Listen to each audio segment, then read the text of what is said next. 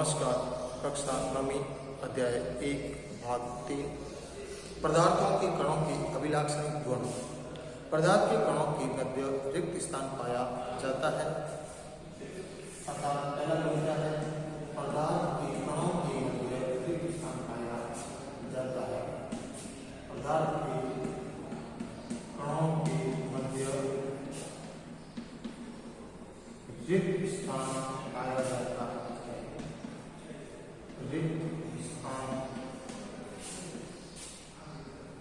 पाया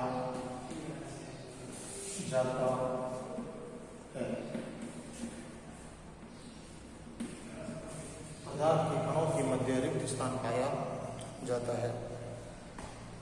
जैसे कि हमने अध्याय भाग 2 में एक प्रयोग करके देखा किस प्रकार पोटेशियम परमैंगनेट को 90 ml जल में 10 ml पोटेशियम परमैंगनेट को 90 ml जल में मिलाने पर वो उसको रंगीन कर देता है और फिर धीरे धीरे उसको आगे बढ़ाने पर 10 ml की मात्रा अगले 90 ml में मिलाने पर वो धीरे धीरे फीका होता जाता है। अर्थात पदार्थ के कारण बहुत ही अधिक सूक्ष्म मात्रा में उपस्थित होते हैं। ये हमने प्रयोग 1 से भी समझा जब हमने पानी के अंतर्गत अर्थात जल के अंदर नमक या शर्करा यानी शक्कर को मिलाया तब भी हम इसको समझ सकते हैं।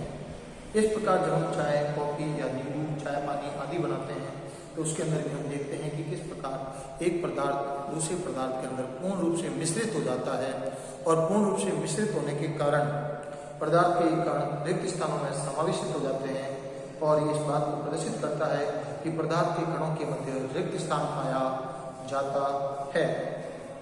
अब दूसरा प्रयोग है, हमें ये सिद्ध करना है कि पदार्थ के कण निरंतर गतिशील होते हैं, गति करते रहते हैं। पदार्थ के कण निरंतर गतिशील होते हैं। पदार्थ के कण निरंतर गतिशील होते हैं। पदार्थ के कण निरंतर गतिशील होते हैं। इस प्रयोग को हम हमारे घरों पे प्रतिदिन देखते हैं। जब हम सुबह या शाम भगवान के सामने पूजन करते हैं तो पूजन के दौरान धूप अगरबत्ती का चयन किया जाता है। धूप अगरबत्ती हम सुगंधित पसंद करते हैं ताकि पूरे घर के अंदर सुगंध फैल जाए। जबकि धूप अगरबत्ती कमरे के किसी कॉर्नर में जहाँ भगवान बैठते हैं वहाँ लगाई जाती है, लेकिन उसकी सुगंध धीरे धीरे पूरे घर के अंदर फैल जाती है। यानी पदार्थ के कण गतिशील होकर हमारे पूरे घर में फैल जाते हैं। ये इसका एक सबसे अच्छा उदाहरण हो सकता है। यानी घर के कोने में लगी हुई एक धूप अगरबत्ती पूरे घर के अंदर पूर्ण रूप से फैल जाती है।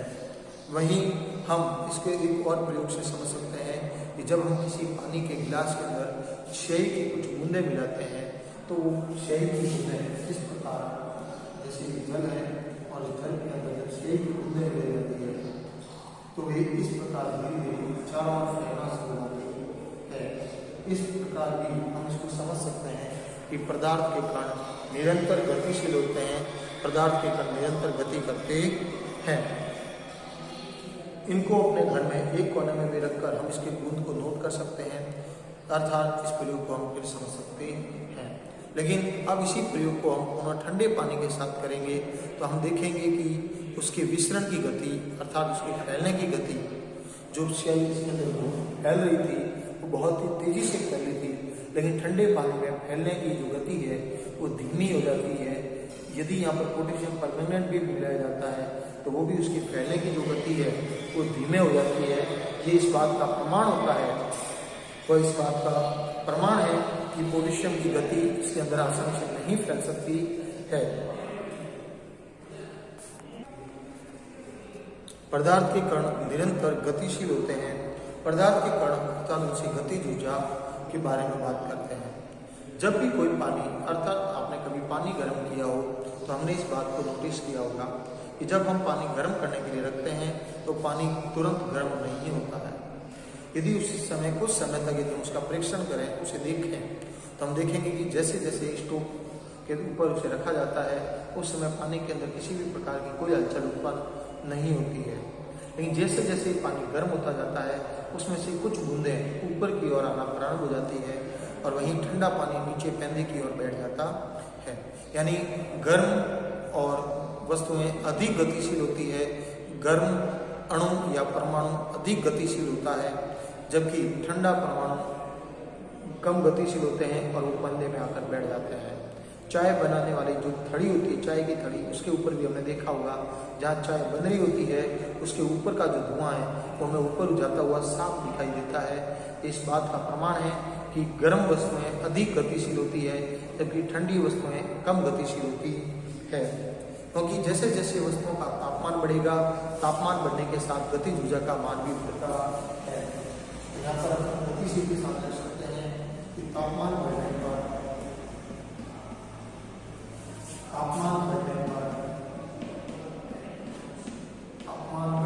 कणों की गति, तापमान बढ़ने पर कणों की गति में वृद्धि होती है। तापमान बढ़ने पर कणों की गति में वृद्धि होती है। अब हम इस बिंदु को और आज हमने जितने क्रियाकलाप पढ़े उन सभी से, इससे पहले भी जो हमने पढ़े, इन सभी चीज़ों से बात फिक्स होती है कि पदार्थ के कण अपने आप में एक दूसरे के साथ अंतर्मिश्रित हो जाते हैं, उसके साथ घुल जाते हैं। ऐसा कणों के मध्य रिक्त स्थान पाए जाने के कारण होता है। ये विभिन्न पदार्थों के कणों का स्वतः ही मिलना, एक पदार्थ से दूसरे पदार्थ का स्वतः ही मिलना विसरण कहलाता है। विसरण यानी फैलना। जैसे धूप अगरबत्ती की सुगंध का पूरे कमरे में या पूरे घर के अंदर फैल जाना भी एक प्रकार का विसरण कहलाता है। और जैसा कि हम उदाहरण के अंतर्गत पढ़ भी चुके हैं कि विसरण ठोस वस्तुओं में कम पाया जाता है, जबकि जो गैस है उसके अंदर अत्यधिक पाया जाता है। तो अभी हो गया दो पदार्थों का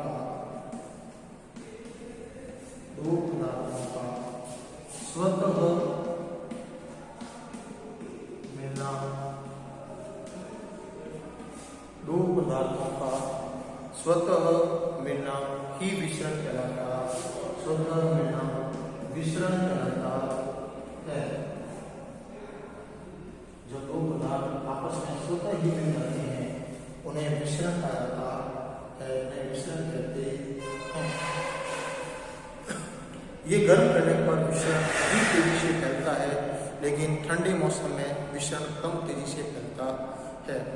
हम इसे एक और प्रयोग द्वारा भी जान सकते हैं कि जब हम किसी खेत में या खेल मैदान में खेलने जाते हैं तो उस दौरान भी एक दूसरे का हाथ पकड़कर हम एक श्रृंखला बनाएं, यानी एक दूसरे से हाथ पकड़कर हम एक गोल श्रृंखला के रूप में खड़े होते हैं।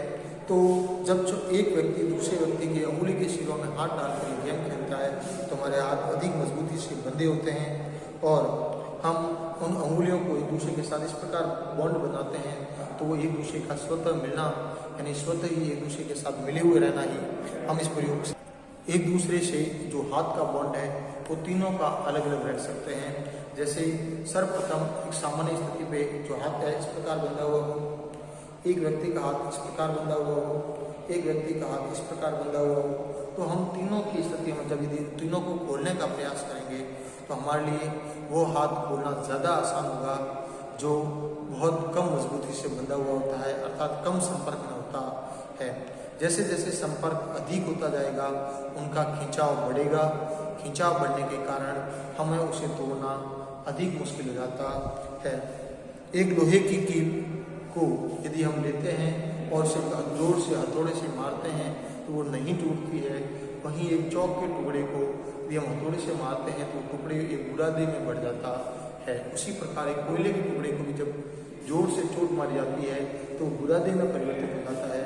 ऐसी वस्तुएं जिन्हें पीटने पर वो छोटे छोटे बुरादे के रूप में परिवर्तित हो जाते हैं, इन्हें क्षणभंगुर, क्षण यानी बहुत ही कम पलों में, भंगुर यानी टूटने योग्य, क्षणभंगुर वस्तुएं भी कहा जाता है।